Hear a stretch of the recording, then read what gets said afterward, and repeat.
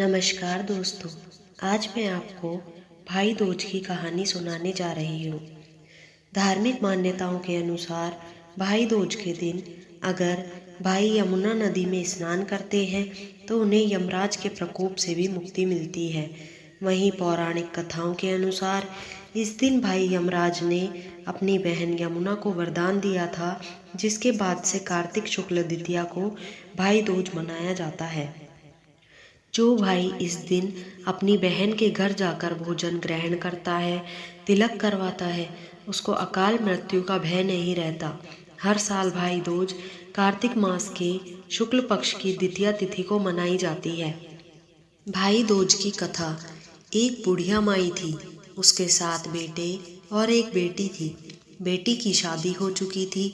जब भी उसके बेटे की शादी होती, फेरों के समय एक नाग आता और उसके बेटों को डस लेता था। बेटा वहीं खत्म हो जाता और बहू विधवा हो जाती। इस तरह उसके 6 बेटे मर गए। 7वें की शादी होनी बाकी थी। इस तरह अपने बेटों के मर जाने के दुख से बुढ़िया रो रो कर आंधी हो गई थी। भाई दूज आने को हुई तो भाई ने कहा कि मैं बहन से तिलक कराने जाऊंगा।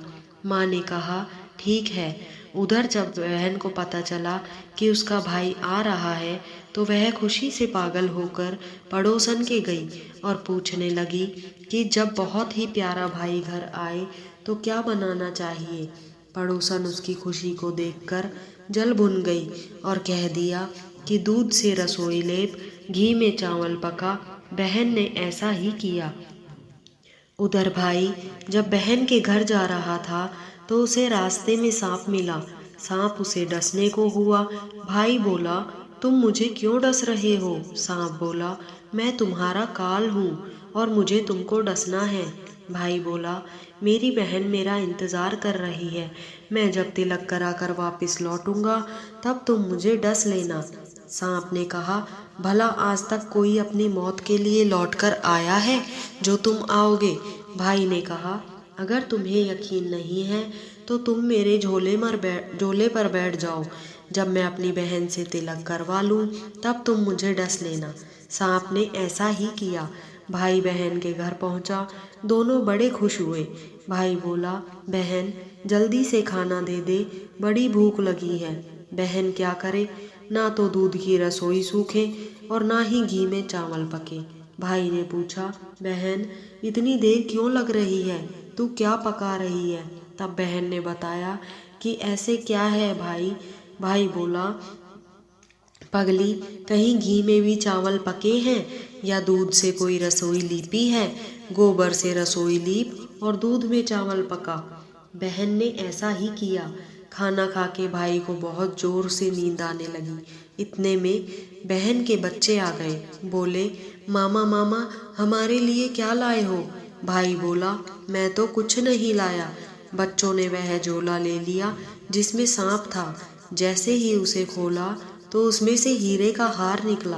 बहन ने कहा, भैया तूने बताया ही नहीं कि तू मेरे लिए इतना सुंदर हार लाया है।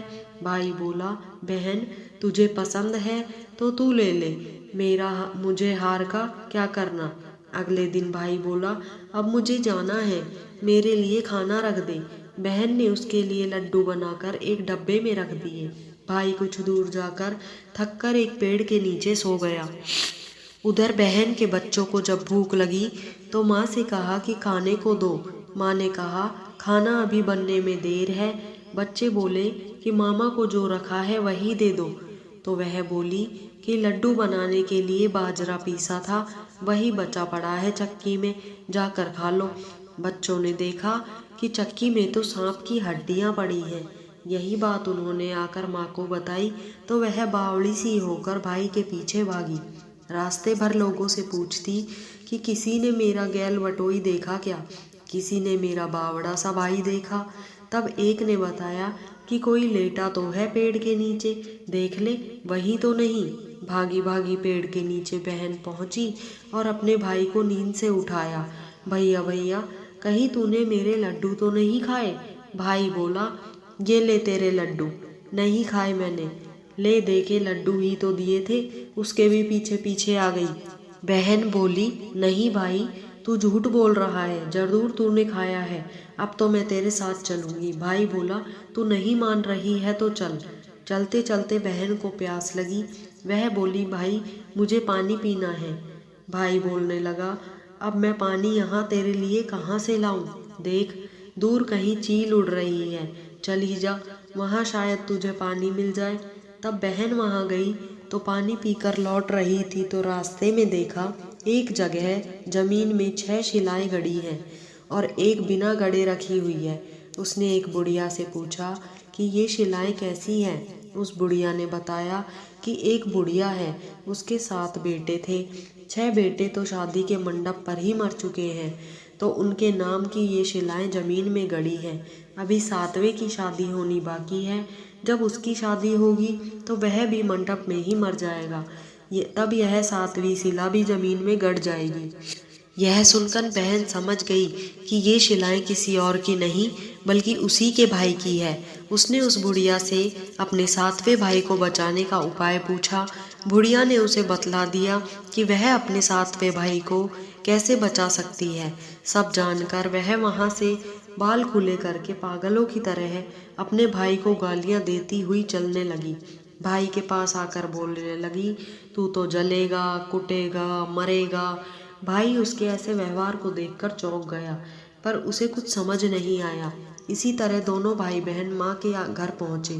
थोड़े समय के बाद भाई के लिए सगाई आने लगी। उसकी शादी तय हो गई।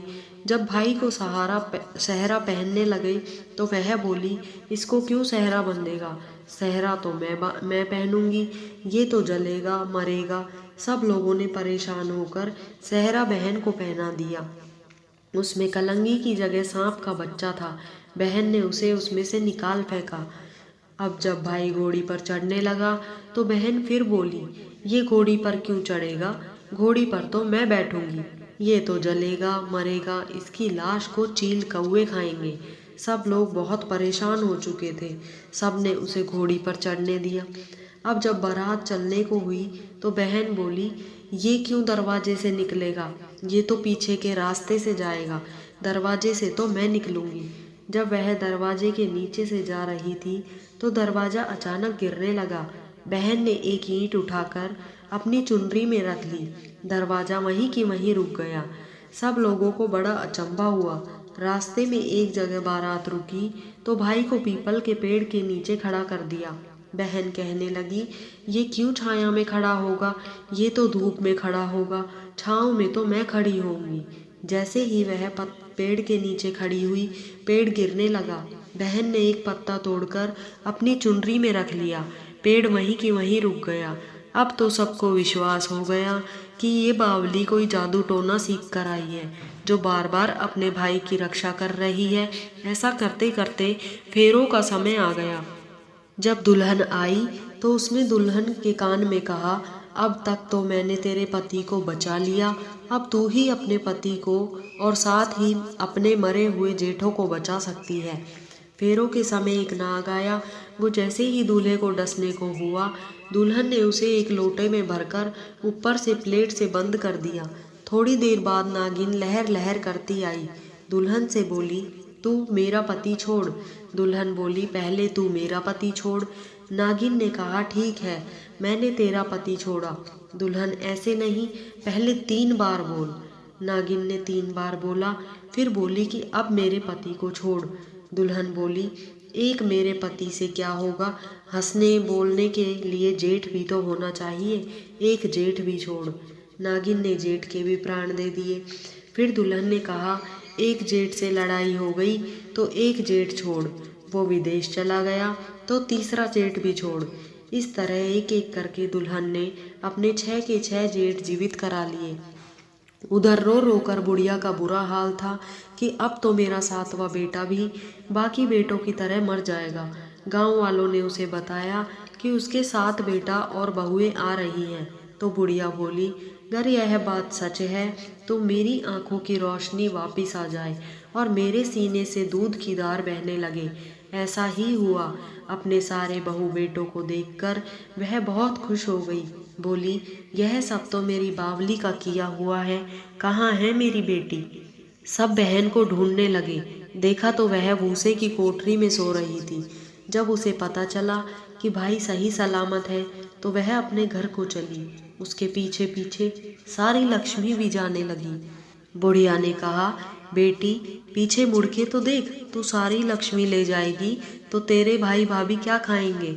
तब बहन ने पीछे मुड़ के देखा और कहा, जो माँ ने अपने हाथों से दिया वह मेरे साथ चल, बाद बाकी का भाई भाभी के पास रहे।